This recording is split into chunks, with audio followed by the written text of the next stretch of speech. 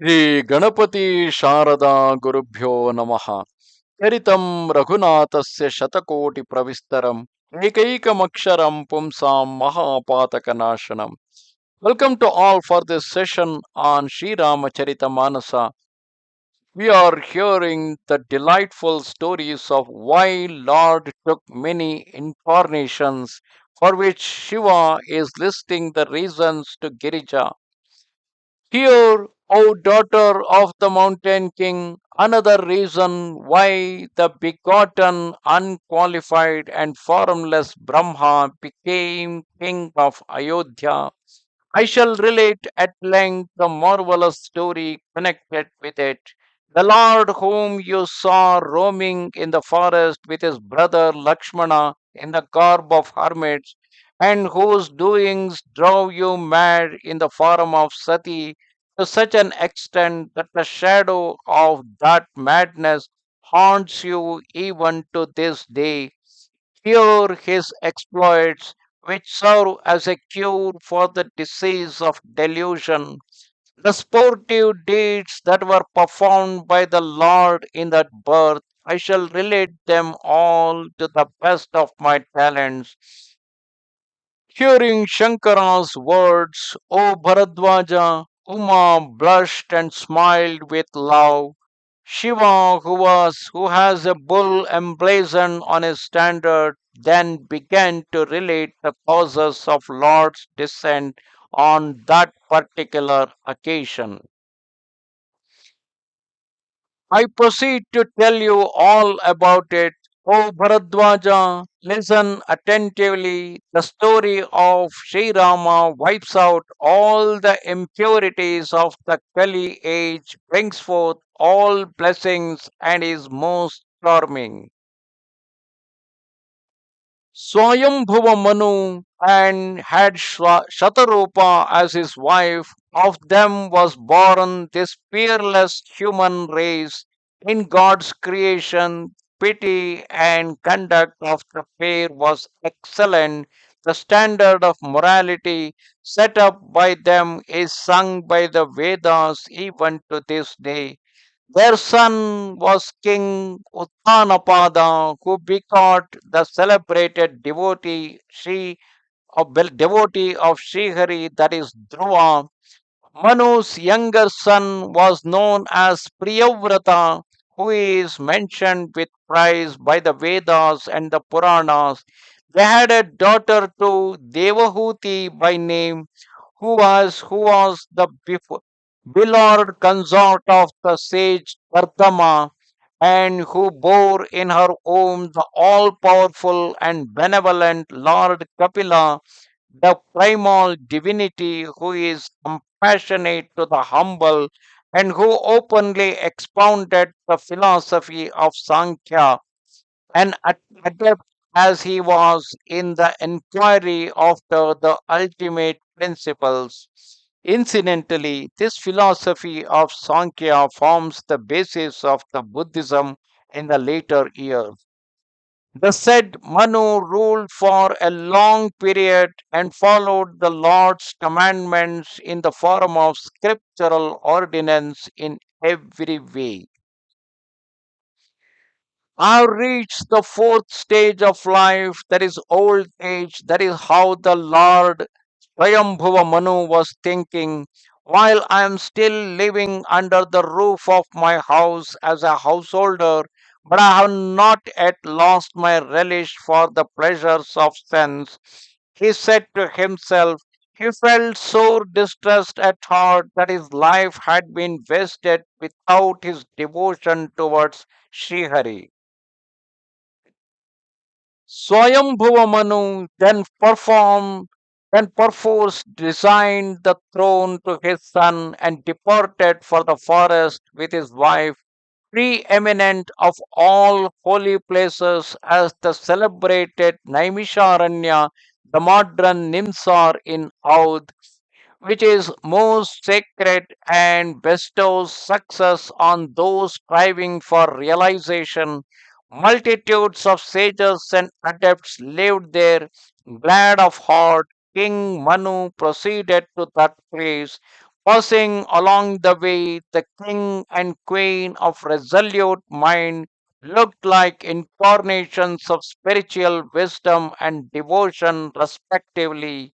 On reaching the bank of the Gomati, they bathed with delight in the limpid stream. Adepts and enlightened sages came to see him, recognizing in the royal sage a champion of virtue. The sages reverently took them to all holy and lovely spots that were scattered here and there, with emaciated bodies and clad in hermits' robes. They daily listened to the Puranas in the assembly of saints. They further devotedly repeated the 12-lettered formula Om Namo Bhagavate Vasudevaya. Their mind was fondly devoted to the lotus feet of Lord Vasudeva, the all pervading Vishnu. They lived on vegetables, fruits, and roots and meditated on Brahma, the Absolute, who is worth consciousness, who is truth, consciousness, and bliss combined. Again, they started undergoing penance for the sake of Srihari, giving up roots and fruits for water alone. Their heart ever clamored, let us see with our eyes that Supreme Lord who is without attributes, without parts, and without beginning or end, who is contemplated upon by exponents of the highest reality, whom the Vedas describe in negative terms such as not this, not that, who is bliss himself, unconditioned and without comparison, and from a particle of whose being emanate a number of Shambhus, Viranchis, and Vishnus. Even such a Lord is subordinate to the will of his devotees and assumes for their sake a form suitable for sport. If the above utterances of Vedas is true, our desire will be surely accomplished. In this way, 6,000 years elapsed even while they lived on water. Then, for another 7 millennia, they lived on air alone. For 10,000 years, they refused to inhale even air and held their breath and remained standing on one leg, beholding their great penance. Brahma, Hari, and Hara repeatedly called on Manu and tempted him in many ways, saying, ask for a boon. But the king and queen were most resolute and did not swerve in spite of the deity's efforts to deflect them from their course. Although their frame had been reduced to a mere skeleton, there was not the least anguish in their heart. The omniscient Lord now recognized the king and queen as his own servants. Ascetic couple solely depended on him. In the meantime, a most deep voice thundered from heaven, ask for a boon. The voice was steeped in the nectar of compassion and was so charming that it infused life into the dead, entering through the cavity of the ears. When it reached their very heart, they found their body attractive, animated, and robust as before, as if they had just returned from home. As the royal couple heard these words, which were delightful to the ear as nectar itself, the hair on their body bristled and a thrill ran through their limbs. Then, falling prostrate on the ground and with his heart overflowing with love, Manu thus spoke. Listen, O Lord, you are a wish yielding tree and a cow of plenty to your servants. The dust below your feet is adored by Brahma, Hari, and Hara. You are easy to serve and a fountain of all blessings. You are the protector of the suppliant and the Lord of all creation, both animate and inanimate. O friend of the forlorn, if you have any affection for us, be pleased to grant this boon to us. The forum which dwells in Shiva's heart and is sought by the sages, which sports like swan in the lake of Bushundi's mind, and is glorified by the Vedas as both with and without attributes. Be gracious to us and let us feast our eyes in that form. O reliever of the distress of the suppliant, the soft and humble words of the royal couple, steeped as they were in the nectar of love, were liked by the Lord very much. Full of affection for his devotees and a storehouse of compassion, the all powerful Lord who pervades the whole universe manifested himself.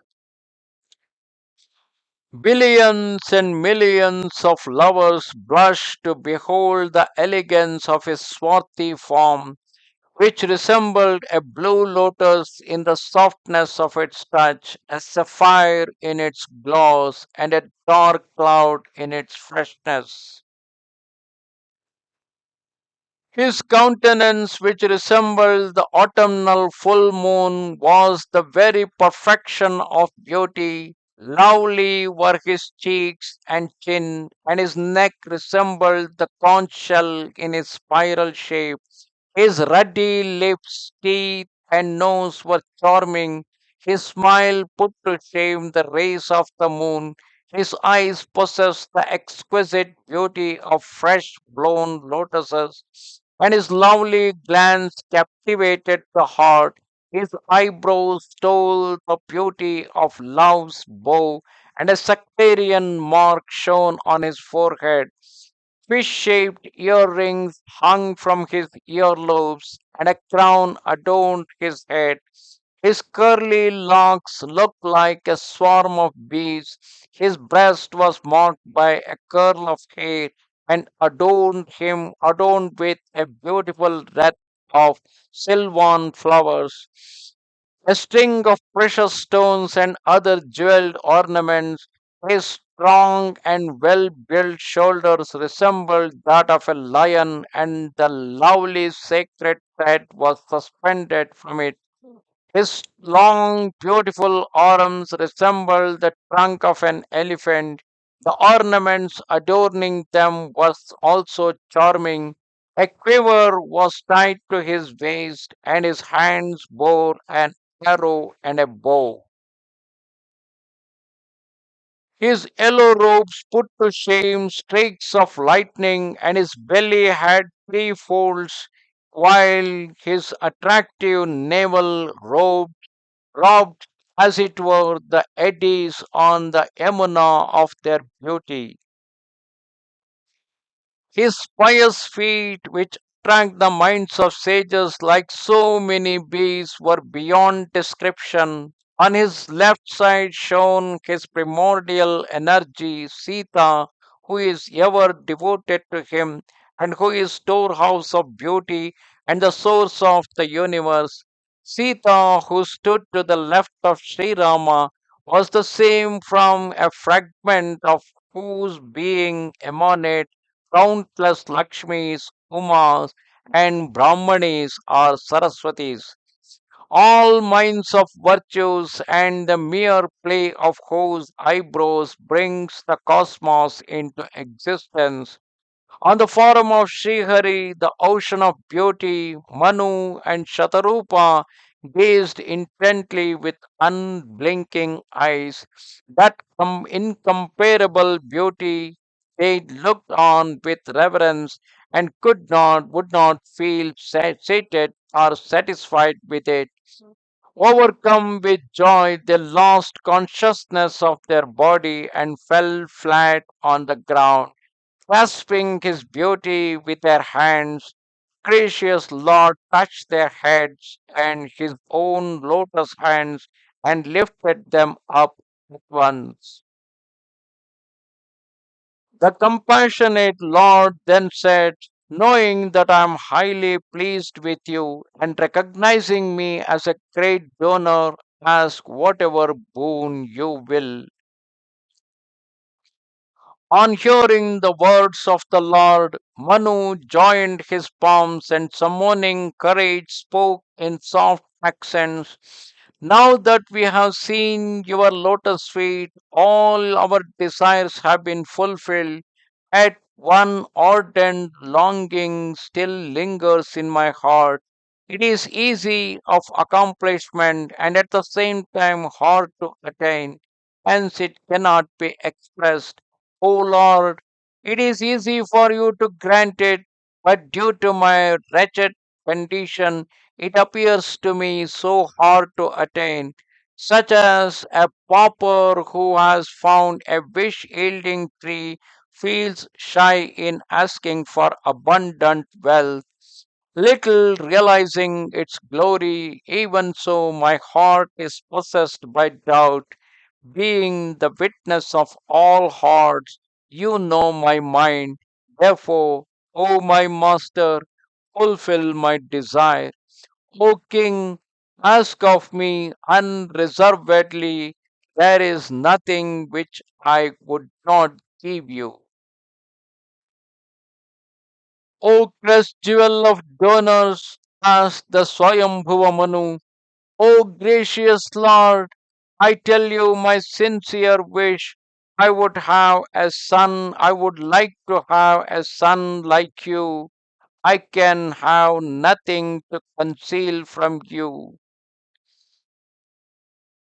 On seeing his love and hearing his invaluable words, the compassionate Lord said, Amen. But where shall I go to find my equal? I myself, O king, shall be a son to you. Then, seeing Shatharupa with her hands still folded, he said, O good lady, ask whatever boon you please. O gracious.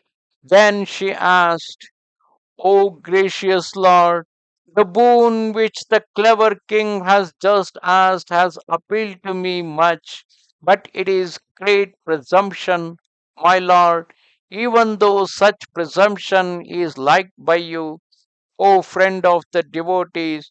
You are the progenitor even of Brahma and other gods, the Lord of the universe and the Supreme Being who dwells within the heart of all. Realizing this, my mind is filled with doubt, but what you have said is infallible. O my master, the bliss that is enjoyed and the goal that is reached by your own devotees,